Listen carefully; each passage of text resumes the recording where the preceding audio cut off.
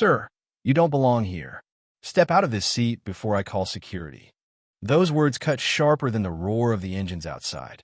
Jamal Johnson, boarding pass in hand, sat frozen in the very front row of the jet, a spot usually reserved for diplomats and power brokers. He had paid for it, confirmed it, earned it. Yet in that moment, a flight attendant's eyes told him something else. His proof meant nothing. And then, a second blow landed, just as fast. A white man in a sleek gray suit leaned forward, voice loud enough for half the cabin to hear. "That's my seat. You're sitting in my place." His tone wasn't a request. It was ownership. Every head in first class turned, whispers rippled, and cell phones began to tilt upward, recording. But here's the twist most passengers didn't see. Jamal wasn't just another traveler. He wasn't just some man mistaken for an imposter in luxury space. He was one of the most powerful black CEOs on Wall Street, flying to a private dinner in Washington that could shift an entire industry. A man who once turned broken companies into billion-dollar empires. Yet here he was, treated like he'd slipped into the wrong seat. So let me ask you this. If your very identity was questioned in front of strangers, your status erased in a single moment, would you swallow the humiliation, or would you fight back? The plane smelled of fresh leather and strong coffee, the kind of detail airlines love to use in ads about experience and discretion. But today, that polished cabin was nothing more than a stage for humiliation. Jamal sat with his leather briefcase tucked under the seat, his posture steady, his gaze locked on the attendant. Calm, collected, but inside, the sting burned hotter than the jet fuel waiting outside. He lifted the boarding pass. His name, his seat number, his right, clear as day. For a second, the evidence hovered in the air like it should have ended everything. But the attendant didn't even study it. She gave a quick glance, then a tight smile, fake, rehearsed, dripping with coded language. "Sir, this is a misunderstanding. Please, just cooperate so we can continue boarding." Cooperate. Misunderstanding. Those corporate words didn't just hide bias, they weaponized it. Everyone watching could see exactly what was happening, but no one moved. Passengers sank deeper into their seats, pretending to scroll phones, but their eyes never left Jamal. Silence was safer. The man in the gray suit smirked, adjusting his cufflinks like the outcome was already decided. To him, this wasn't even a question. His entitlement was the rule, and Jamal's dignity was the inconvenience. Time slowed. Jamal could hear the rolling suitcases thumping against the jet bridge outside. He could hear the faint crackle of the intercom calling final groups to board. But inside this cabin, he was cornered, facts dismissed, authority circling, and a rival staring him down. Jamal's jaw tightened. He had sat across from presidents and billionaires without flinching. He had outmaneuvered entire boards with just his patience. But nothing prepared him for the sharp sting of being told, in public, that he didn't belong where he had already paid to sit. The tension grew, so heavy you could almost see it floating between the rows. The attendant stood, waiting, arms folded. The man in the suit leaned closer, whispering with venom only Jamal could hear. "You should know your place." The words weren't just an insult. They were a challenge. And Jamal understood one thing instantly. This wasn't about a seat. This was about power. He could comply. He could swallow his pride. Or he could make one move that would turn the entire flight upside down. And just when the cabin thought they knew how the story would end, Jamal's fingers slipped to his pocket, his phone buzzing once. He glanced at the screen, then at the attendant, then at the man in the suit. His calm didn't break. But his next move would decide everything. The first-class cabin held its breath. Because when Jamal finally stood up, boarding pass still in hand, the entire plane went silent, waiting to see whether the truth in his grip would matter or whether the system would erase it anyway. Jamal didn't raise his voice. He didn't need to. With the same calm precision he used in boardrooms, he reached into his jacket and unfolded his boarding pass. The paper wasn't just proof, it was undeniable fact. His name, seat number, and boarding group were printed in bold. He held it steady in front of the attendant, almost daring her to look him in the eye. She did glance. A quick flick of her eyes across the ticket. A pause that lasted no more than 2 seconds. And then shrug. That casual, dismissive shrug. The kind that told everyone watching, evidence doesn't matter here. No one's coming from him. The white passenger leaned back, arms folded, as if the matter was already settled in his favor. And the attendant, with her fixed smile, spoke in the tone airlines always use when they want obedience without question. It's a misunderstanding. Please cooperate. Cooperate. That word stung like a slap. In corporate circles, it's dressed up as discretion or operational necessity. But here, in this cabin, it meant something much simpler. You don't belong where you are. Jamal turned slightly, enough to see the passengers around him. Some avoided his eyes. Others stared too long, their phones angled just enough to capture the moment. No one spoke. The silence felt heavier than turbulence, pressing against his chest. He held up the ticket again, higher this time, almost like evidence in a trial. But the jury had already chosen its side. The attendant's voice sharpened, coated in false politeness. "Sir, we need to keep things moving. Don't make this harder than it needs to be." And there it was, the coded script of bias, dressed as customer service. The message was clear. Facts would not save him tonight. Passengers shifted in their seats. Whispers rippled across the row. And just as Jamal lowered the ticket, the supervisor was called forward. What came out of that supervisor's mouth would decide everything. "Sir," the supervisor said, voice low but firm, "you need to comply." That single sentence carried the weight of the entire system. It wasn't a request. It was a command wrapped in the language of control. Not "let's check this properly," not "let's confirm the records," but a verdict already passed. You're guilty of taking up space that isn't yours. Passengers shifted uncomfortably in their wide leather seats. Some held their breath, waiting for conflict. Others hid behind phone screens, pretending to scroll while recording every second. The cabin wasn't just a place of travel anymore. It had become a stage, and Jamal was being cornered as the unwilling lead. But here's where the story twists. While the supervisor stood there, authority pressing down like heavy air, the narrator in us all has to pause. Because who exactly were they talking down to? Who exactly were they humiliating in front of strangers? This wasn't just any traveler. This was Jamal Johnson, the same man who once sat across a long mahogany table, surrounded by a board ready to bury his company, and calmly turned their doubts into $1 billion rebound. The same man who built himself from scratch. No family fortune to cushion his fall, just discipline sharper than steel and vision broader than skylines.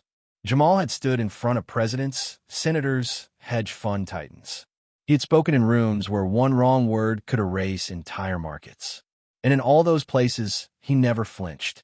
But here, in this narrow cabin 30 rows long, his identity was being erased with a single phrase: "You need to comply." The irony was brutal.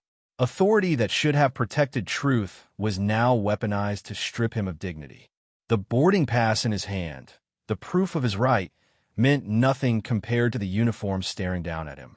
And yet Jamal didn't crack. His face stayed calm, almost unreadable. But behind that calm, humiliation burned hotter than the jet engines outside. The passengers couldn't see the storm in his chest, but they could feel the weight of the silence pressing down on all of them. The supervisor's stance hardened, as if preparing for backup. The attendant hovered at the edge, smug with false validation. And the man in the gray suit reclined, lips curling into a satisfied smirk, watching it all unfold like a game he had already won. Jamal exhaled slowly, his grip tightening on the boarding pass. He had a choice: defy the order and risk being dragged out, or swallow the insult and step aside. The supervisor leaned in closer. "Sir, last time. Move now." The air went still, the kind of stillness that comes just before a storm breaks. And just as Jamal shifted in his seat, the silence shattered with the faint sound of footsteps approaching fast down the jet bridge. The supervisor's words landed like a verdict: "Move to economy, or security will remove you." No debate. No second glance at the boarding pass still clutched in Jamal's hand. The truth didn't matter anymore. What mattered was obedience. The cabin went silent. Even the low hum of passengers shifting, the faint clatter of drink carts in the galley, seemed to vanish.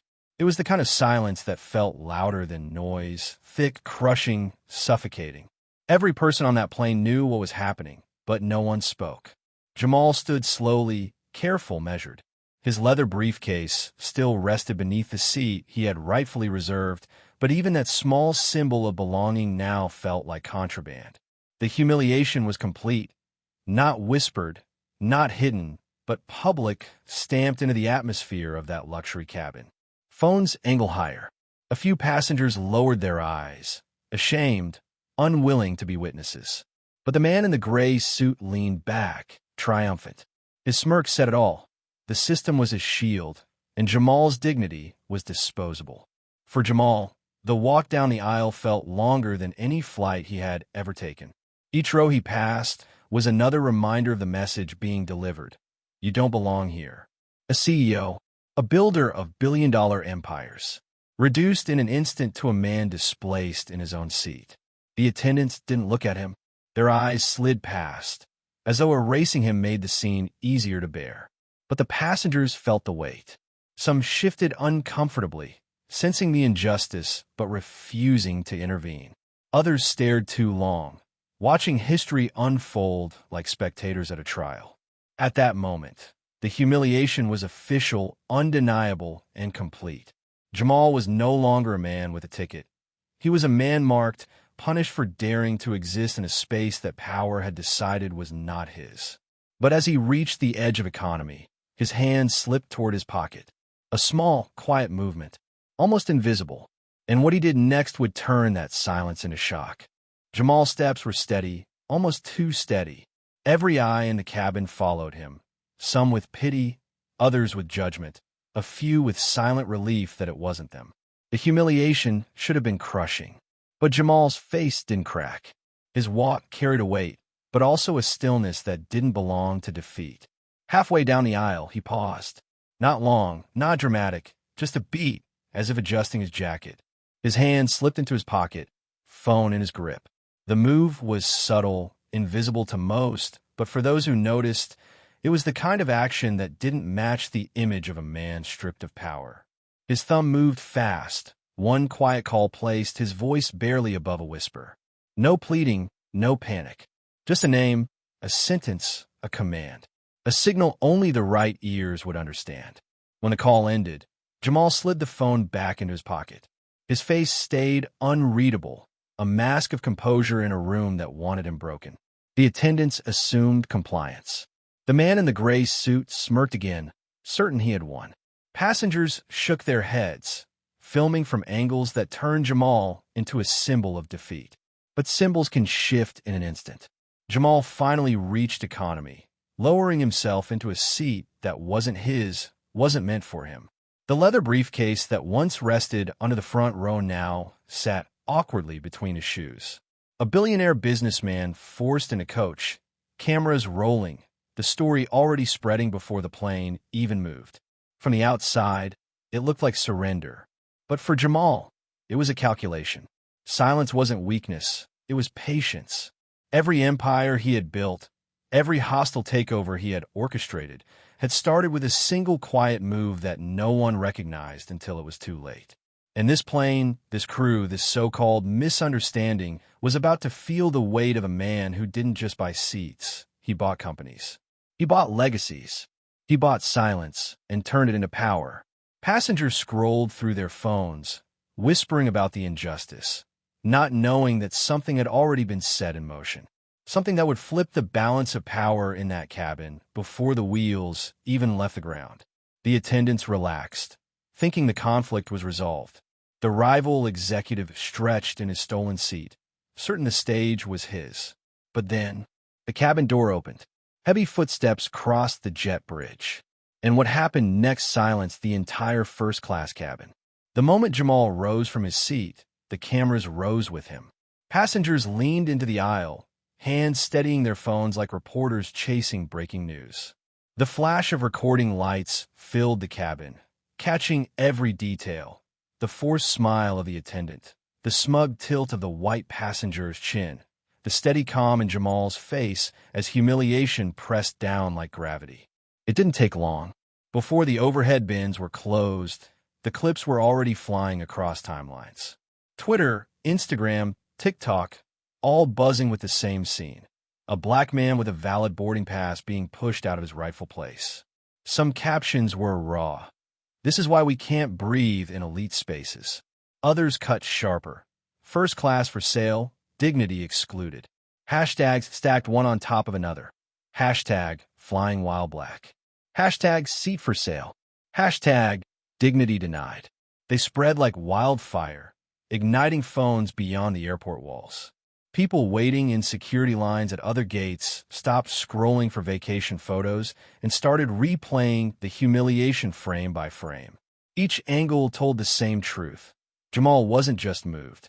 He was erased. Inside the cabin, the silence broke in whispers. A woman in business attire muttered, "This isn't right," but lowered her eyes the moment the supervisor walked past. A young man in row 5 whispered to his seatmate, "It's going viral right now." Everyone knew what they were witnessing, but only the cameras dared to hold it steady. Think about that for a second. One uniform carried more weight than proof in Jamal's hand.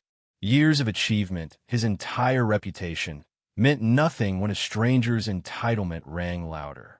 And now, the whole world could see it. Commentators online wasted no time. Some called it textbook racism. Others, always ready to excuse, wrote, "Maybe it was just a mistake. Why make it racial?" That tension only fanned the fire. Outrage battled denial in real time. The kind of digital courtroom where public opinion rules harsher than any judge. And here's the irony. The airline hadn't even pushed back from a gate. Their biggest scandal in years was already airborne, carried not by the jet, but by Wi-Fi signals and retweets. The humiliation of one man was now content, dissected by millions. Passengers in the back whispered updates from their phones. "It's trending top 3 already," one said. "They don't even know what's coming," another replied. Meanwhile, Jamal sat in economy, calm and unreadable, as if he had seen storms like this before. But the cameras kept finding him, his stillness more powerful than shouting could ever be. So here's the question for you watching right now. If you were in that cabin, would you have filmed it? Or would you have stayed silent, eyes on your tray table, waiting for it to blow over? Because silence, in moments like these, is never neutral. It's agreement dressed as discretion. But what happened next silenced the cabin in a way no one expected. The doors were about to close when footsteps thundered up the jet bridge, and the balance of power shifted in an instant. The cabin felt like it was holding its breath. Passengers shifted in their seats, some whispering, others glued to their phones. Jamal sat quietly in economy, his leather briefcase resting on his lap, his gaze steady but unreadable. The humiliation of being forced out of his rightful seat still lingered in the air, heavy and uncomfortable. And then, just as the flight attendants prepared to close the cabin door, everything changed. The jet bridge groaned open, and a man in a dark navy suit stormed into the aircraft. He wasn't moving with the calm grace of a traveler. No, this was urgency. This was authority. His ID badge swung as he brushed past the stunned attendants who tried to intercept him. Without pausing, his eyes locked on Jamal. "Mr. Johnson," he said, his voice low but commanding, cutting through the buzz of the cabin. "Are you all right?" The air shifted. For the first time since the confrontation began, someone used Jamal's name. Someone recognized him, not as a problem, not as an inconvenience, but as a man of status. Every passenger felt the weight of that recognition. Murmurs rippled. Phones tilted higher. The recording wasn't over. In fact, it had just reached its most dramatic turn. The ground manager didn't look at the white passenger still seated comfortably in Jamal's stolen spot.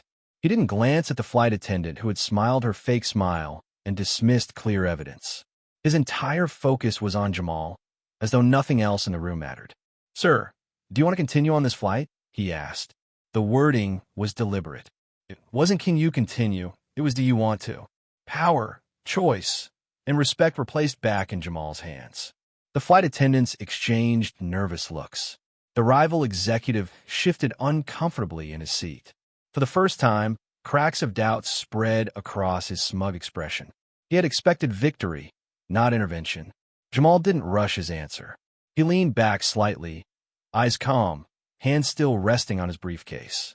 He didn't need to raise his voice or flash his resume. The silence around him became his weapon. Passengers leaned in, desperate to hear what he would say next. The ground manager waited, posture stiff, almost deferential. He knew the gravity of the moment. This wasn't just about one seat. This was about an airline's reputation, already unraveling in real time as clips spread across social media. Every second wasted meant another hashtag, another wave of outrage, another strike against the company's fragile image. Finally, Jamal spoke, his tone measured and deliberate. "I'll stay, but I won't sit in silence." A shiver ran through the rows. It wasn't a threat screamed in anger. It was a promise whispered with precision. And everyone knew promises from men like him carried weight. The ground manager gave a quick nod, then turned sharply to the attendants. His voice, no longer low, thundered across the cabin. "Stand down. This is no longer your call." Gasps echoed. One passenger dropped his phone in shock. The attendants froze, their smiles cracking, their confidence dissolving in front of the very passengers they had once tried to control. The rival executive finally spoke, his tone more defensive now than entitled. "This is ridiculous," he muttered, but his voice carried none of its earlier force. He was no longer the center of attention.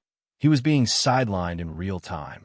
Passengers who had sat frozen in silence now exchanged glances, their eyes wide. They had just witnessed the balance of power flip in less than a minute. One moment, Jamal was treated as disposable. The next, he was the only person in the cabin whose voice seemed to matter. The energy inside that plane was no longer humiliation. It was anticipation. Something bigger was about to unfold. Everyone could feel it. The cameras kept rolling, the hashtags kept climbing, and the air thickened with the sense that history was being written inside those narrow aisles. And then, as the ground manager leaned in close to Jamal, he whispered words no one else could hear. Jamal's lips tightened into the faintest smile, a smile that carried both relief and calculation. What he heard in that whisper would change everything about the flight, and the crew standing just feet away had no idea what was coming next. The ground manager's arrival had flipped the tone of the cabin, but the real earthquake was happening behind the scenes. When Jamal's name was whispered into the right ears, the system shook itself awake. At first, it was just a call from the jet bridge to operations. Routine, low urgency. But the moment the name Jamal Johnson hit the line, silence crackled, then urgency erupted. Within minutes, the airline's command chain lit up like a switchboard on fire. Phones rang nonstop between JFK and corporate headquarters. Executives who usually moved at the speed of committees were now tripping over each other. Emails marked urgent flashed across screens. And for one chilling reason, they realized this wasn't just any complaint. This wasn't a random traveler upset about a missed upgrade. This was a black CEO whose reputation stretched from Wall Street to Washington. Panic wasn't too strong a word. This was survival. Think about it. A man worth billions, publicly humiliated, already filmed from every angle, and the story was trending before the plane even left the gate. For a corporation obsessed with discretion and experience, this was the nightmare scenario. The video wasn't just bad optics. It was a direct hit to the brand's claim of operational necessity and fairness. In a conference room hundreds of miles away, executives debated damage control. Some pushed to bury the story. Others begged to apologize immediately. But the truth was clear. Jamal Johnson wasn't someone you could quietly push aside. He held the power to unravel partnerships, crash stock prices, even call in lawmakers who owed him favors. The ripple spread beyond the airline. At Washington's corridors of influence, phones buzzed with warnings. You need to know what's happening on this flight. Lobbyists who normally whispered about fuel taxes and regulations were suddenly whispering about racism at 30,000 feet. Back inside the cabin, none of the passengers knew just how high the panic had climbed. They only saw attendants trying to hide their nerves, their polished smiles trembling under the weight of invisible pressure. They didn't know that in real time, entire departments were shifting to crisis mode, desperate to contain what had already slipped out of their grasp. And here's the irony. For years, the company had trusted coded language, words like misunderstanding and random, to keep bias wrapped in polite packaging. But no amount of corporate spin could cover what millions were already watching online. The injustice was too visible, too undeniable. So the question hung heavy in the air. How far would the airline go to silence the embarrassment? Would they sacrifice a few employees or bend the entire system to protect their empire? Meanwhile, Jamal sat quietly in economy, briefcase at his feet, expression unreadable. Passengers around him refreshed their phones, whispering updates about hashtags climbing higher. To them, he looked like a man outnumbered. But behind closed doors, entire corporate hierarchies were already bowing to his existence. And yet, Jamal hadn't spoken his full truth. Not yet. The crew still believed they had dodged accountability by forcing him to the back. The rival executive still sat smugly in the stolen seat. What they didn't know was that Jamal was about to stop being a passenger and start being the one giving orders. The storm had only begun, because the next voice the cabin would hear wouldn't belong to a flight attendant or a rival passenger. It would belong to Jamal himself. The cabin was quiet enough to hear the click of seatbelts and the faint hum of the air vents. Passengers sat frozen, eyes darting between Jamal Johnson in economy and the rival executive lounging smugly in the VIP seat. The humiliation still hung heavy in the air, but Jamal's face stayed calm, unreadable, almost detached. No anger, no shouting, just silence. And that silence carried more weight than 1,000 words. Then, in a voice measured and deliberate, Jamal finally spoke. "This flight will not depart with this crew on board." Gasps rippled through the cabin. It didn't sound like a request. It sounded like a command, the kind of sentence that carried authority far beyond an airplane aisle. The ground manager stiffened. He knew who Jamal was. He knew this wasn't a man to brush aside. Without hesitation, he gave a sharp nod, then turned to the stunned attendants. "You're being reassigned. Step off the plane." For a split second, the crew didn't move. Their training had never prepared them for this moment. The moment a passenger, especially a black passenger, held more power than their uniforms. Their fake smiles cracked into confusion. Passengers leaned in, whispering furiously. Phones lifted higher, catching every angle. The viral storm was still climbing, and now it was about to explode. The supervisor tried to recover, her voice trembling but still reaching for control. "Sir, with respect, we followed protocol." But the ground manager cut her off, louder this time, so the whole cabin could hear. "This isn't up for discussion. Leave the aircraft." One by one, the attendants gathered their belongings, faces pale. The same flight attendant who had dismissed Jamal's boarding pass now walked the shameful aisle in silence, her once commanding presence reduced to a shadow. Every step she took was filmed, recorded, immortalized. The rival executive shifted in his stolen seat, his earlier confidence slipping. He had expected Jamal to swallow the insult, to disappear into economy, like he didn't matter. Instead, he was watching him dismantle the entire crew with nothing more than a few words. And that's when the murmurs grew louder among the passengers. "I've never seen anything like this. They're replacing the whole crew. This is history." Within minutes, a fresh team of attendants boarded. Their faces told a story, serious, professional, but cautious. They didn't make eye contact with Jamal, didn't risk a mistake. Everyone in that cabin knew. They were stepping into a plane that had already become a symbol. Jamal hadn't raised his voice once. He hadn't begged, argued, or shouted. He simply took command. And that, more than anything, was what rattled the room. Because here was the uncomfortable truth. For the first time, the structure of authority had flipped. The uniforms no longer dictated power. The executive in the gray suit no longer owned the room. All eyes were on the quiet black man in economy. The man everyone now knew wasn't powerless at all. The plane felt different. Passengers weren't just sitting in rows of leather and fabric. They were sitting in the middle of a story that was already bigger than them. Some smiled quietly. Others shook their heads in disbelief. But Jamal wasn't finished.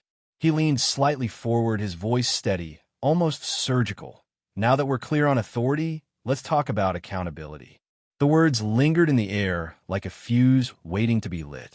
The cabin was still buzzing after the entire crew had been removed. Passengers whispered to each other, some clutching their phones tighter, knowing the story was already spreading beyond the aluminum walls of the plane. For most, it seemed like a shocking overreaction. One man humiliated, one crew punished. But Jamal knew better. This wasn't just about one incident. This was about a system that had been rehearsing this scene for generations. He sat quietly in his VIP seat again, the very spot he was denied minutes earlier, his boarding pass still resting on the armrest like evidence in a trial. His voice finally broke the silence, calm but cutting. This isn't just about me. This happens every day to people who don't have cameras recording or titles protecting them. The rival executive in the gray suit shifted uncomfortably, avoiding eye contact. The passengers leaned in, hungry for clarity. Jamal continued, each word deliberate. He spoke of how airlines had written off similar complaints as misunderstandings, how the word random became a shield for discrimination. How many times had black travelers been told their upgrades weren't available, only to watch someone else, usually white, take the same seat minutes later? How many operational necessities had been used as cover for humiliation? He didn't raise his voice, but the weight of his truth landed heavier than turbulence. Every person listening felt it. Some passengers nodded slowly, others looked down at their hands, ashamed of how often they'd seen it and stayed silent. This isn't a misunderstanding, Jamal pressed on. It's a pattern, a system built to remind some of us that no matter how much we achieve, we're still seen as less. His words were simple, but the silence that followed carried years of buried stories. You could almost hear the walls of the cabin shrink, trapping everyone in the undeniable reality he laid bare. The replacement crew stood frozen, their posture stiff, as if they too were unsure if they were complicit or just caught in the storm. Jamal's tone softened, but it cut deeper. How many passengers never even make it this far? How many give up before they fight because they're too tired to keep proving themselves human? A woman in the third row covered her mouth. She wasn't crying, but her eyes glistened with a truth she couldn't unsee. Another man lowered his phone, realizing he was no longer filming a spectacle. He was witnessing an indictment. The gray-suited rival executive finally tried to speak, his voice shaky. You're making this bigger than it is. Jamal turned his gaze toward him, unflinching. Bigger than it is? The seat you try to take from me represents every office, every boardroom, every gate where we're told, directly or indirectly, that we don't belong. You think this is about comfort? No, this is about dignity. The words hit like a verdict. The rival's smirk collapsed. His presence, once loud, entitled, confident, now looked pitiful under the spotlight of truth. The passengers weren't just witnesses anymore. They were jurors, weighing the difference between policy and prejudice, between coincidence and design. And for the first time, some of them realized this wasn't a single story. This was a mirror. Jamal leaned back, the calm authority of a man who had nothing left to prove. Today, it's me in this seat. Tomorrow, it could be you. What would you do then? His question lingered in the recycled air like smoke, choking the silence with uncomfortable honesty. But before anyone could answer, the plane lurched slightly as if time itself had cut in. The intercom crackled to life, and the captain's voice came through, tight, uneasy, and full of something the passengers couldn't quite place. Ladies and gentlemen, we've just been informed that additional instructions are coming from corporate headquarters. Please remain seated. The words dropped like a hammer. Additional instructions? From headquarters? What could possibly be bigger than what had already happened? The cabin froze again, caught in suspense. And everyone knew the real confrontation was only just beginning. Jamal sat in silence for a moment, his phone in hand, the cabin still buzzing from what had already unfolded. The passengers thought the story was over. The crew gone, the humiliation reversed, but Jamal knew better. This wasn't about a seat anymore. This was about a system. And he wasn't about to let that system slip away with a quiet apology. Remember that quiet call he made back on the jet bridge? That was no ordinary call. On the other end was someone who had built their entire career inside the upper floors of the airline's Manhattan headquarters. A former colleague, now sitting in the C-suite, someone who owed Jamal more than one favor. Within minutes, that single call opened a private line, direct, secure, no middle managers, no scripted apologies.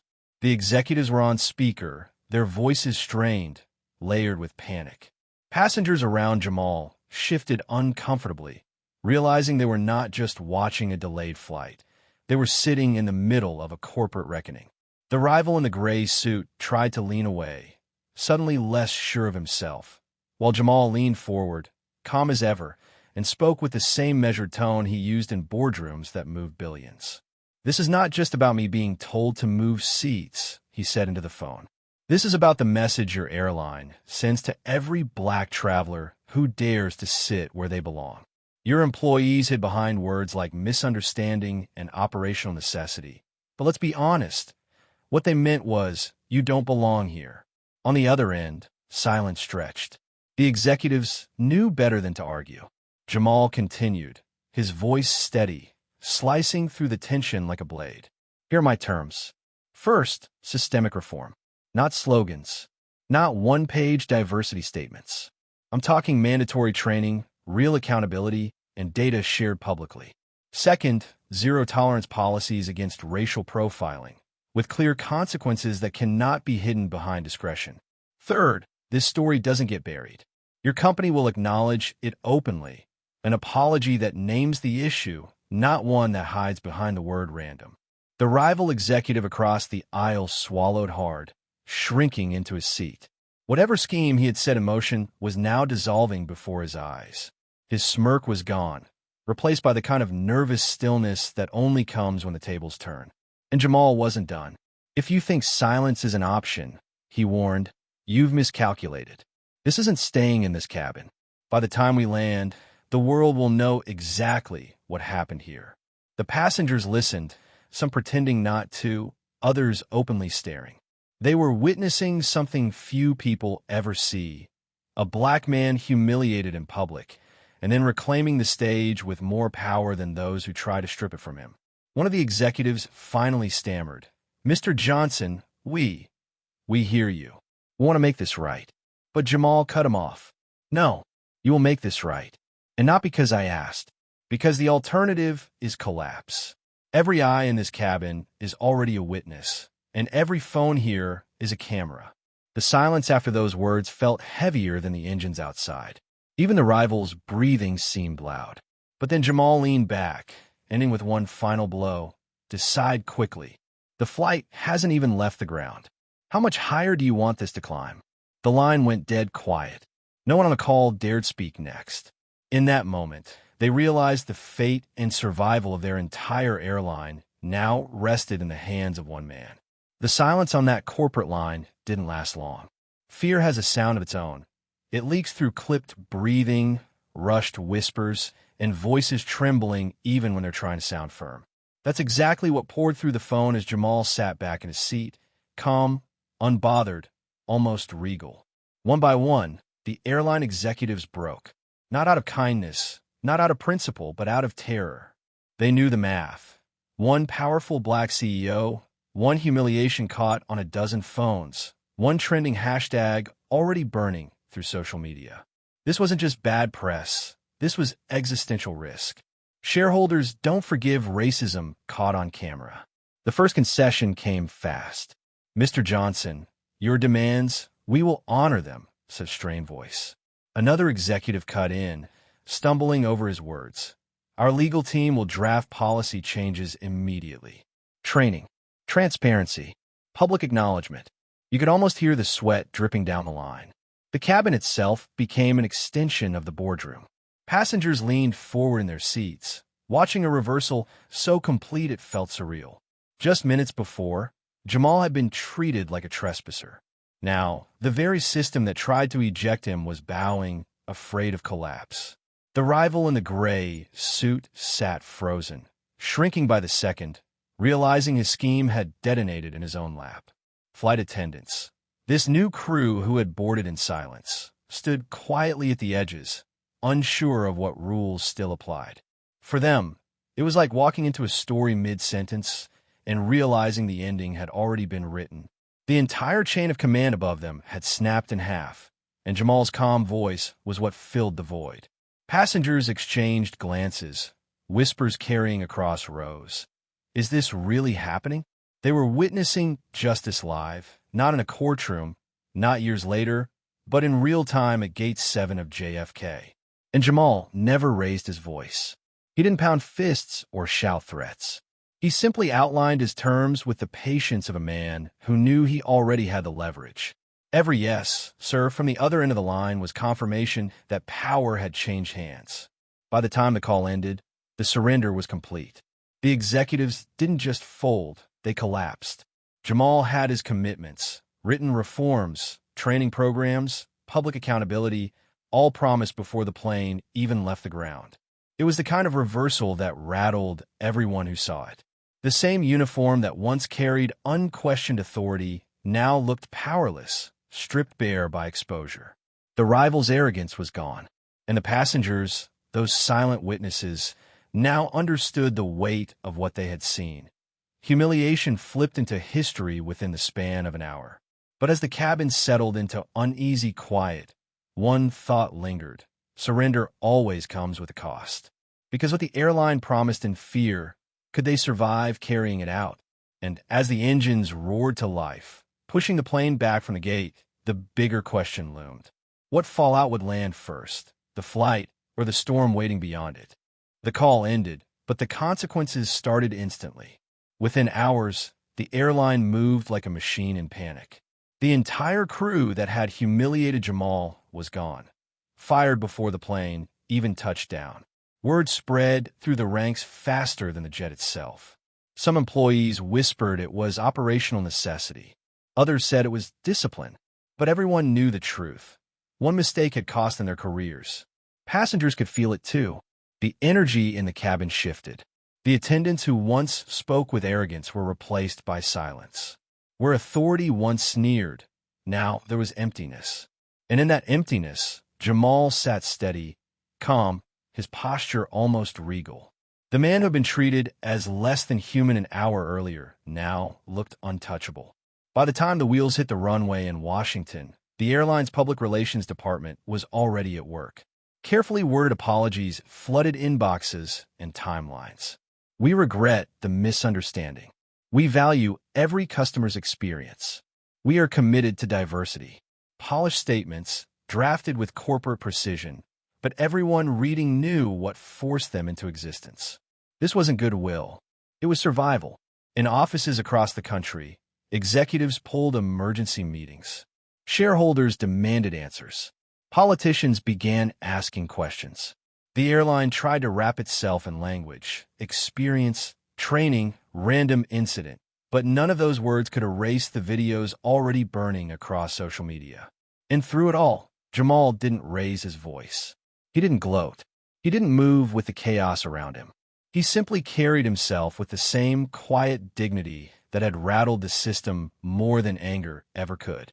His silence was louder than their apologies. Some passengers later said it felt surreal, like watching history rewrite itself in real time. One moment, a black man was being pushed out of his rightful seat. The next, the same man was deciding the future of an airline. They had never seen power shift so quickly, so completely. Yet beneath the headlines, a deeper question lingered. Was this just a punishment for one bad crew, or the start of something larger? Would this story fade after a news cycle, or had Jamal forced the industry to look in the mirror? The rival in the gray suit stayed quiet now, shrinking into anonymity. His attempt at humiliation had backfired so brutally that he no longer looked like a competitor. He looked like collateral damage. But as Jamal stepped off the plane, the cameras waiting at the gate told the real story.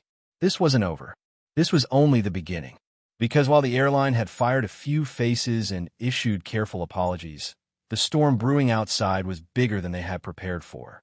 And the next morning, when the headlines hit every screen in America, the ripple effect would begin.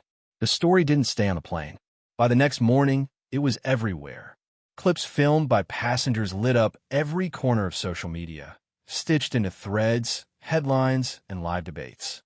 News anchors replayed the moment Jamal was told to move, pausing to emphasize the words, "It's a misunderstanding. Please cooperate." That single line became a symbol, proof of how bias hides behind polite phrases. Major networks called it scandal. Commentators called it a reckoning. The airline tried to frame it as an operational necessity, just one random incident handled poorly. But no one believed it. The images told the truth better than any press release could. A black CO stripped of dignity in front of hundreds, then reclaiming his power with one quiet phone call. It didn't stop at the airline. Other companies started scrambling. By noon, at least 3 competitors announced diversity reviews. Training sessions were rushed into schedules, not out of genuine conviction, but out of fear. Fear that the next viral video could be theirs. Executives hid behind language like discretion and experience, but the urgency betrayed them. The ripple effect went beyond corporate boardrooms. In offices across the country, Black professionals watched the clips with mixed emotions: pride, anger, relief. Pride because Jamal had turned humiliation into justice. Anger because the humiliation had happened in the first place. Relief because for once, the ending wasn't silence. In group chats, coffee breaks, and late-night calls, they repeated the same thought. It could have been me.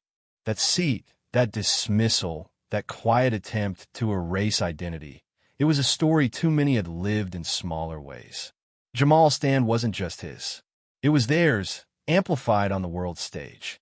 Even passengers who had been silent on the flight now found themselves speaking out. A few posted long reflections about how shame kept them frozen, how they wished they had stood up in the moment. Their guilt became part of the conversation. Why is it so hard to interrupt injustice when it's happening right in front of you? The rival in the gray suit tried to disappear. He issued no statement, no defense. But the silence was its own confession. People connected the dots, realizing he wasn't just a passenger. He was a competitor, a man who had once lost to Jamal in the marketplace and now tried to win in humiliation. His reputation didn't survive the connection. And Jamal? He didn't post. He didn't give interviews. His dignity was loud enough. That silence made him bigger than the noise, a figure people could project themselves onto, a symbol of resistance without rage, of power that didn't need to shout. The airline's shares slipped. Headlines warned of boycotts. Activists pushed petitions demanding systemic reforms, not just quick firings. Lawyers whispered about lawsuits. Politicians saw opportunity. What had started as a single humiliation in a luxury cabin was now threatening an entire industry's way of doing business. But here's the part no one could ignore. The culture shifted. Gate agents, flight attendants, even airport security began moving differently, with hesitation, with awareness. That same misunderstanding that once passed unchecked now felt radioactive. In living rooms and office towers, in airports and on timelines, the same question circled. Was this just punishment for one crew, or the start of something larger? One man, one moment, one phone call had set off a chain reaction. A humiliation meant to break him had instead cracked the system.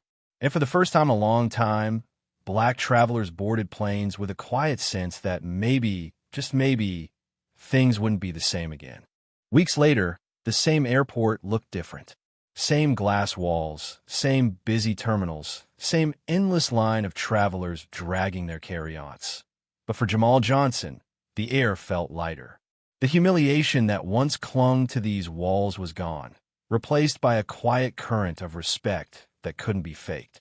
From a moment he stepped through security, the shift was visible.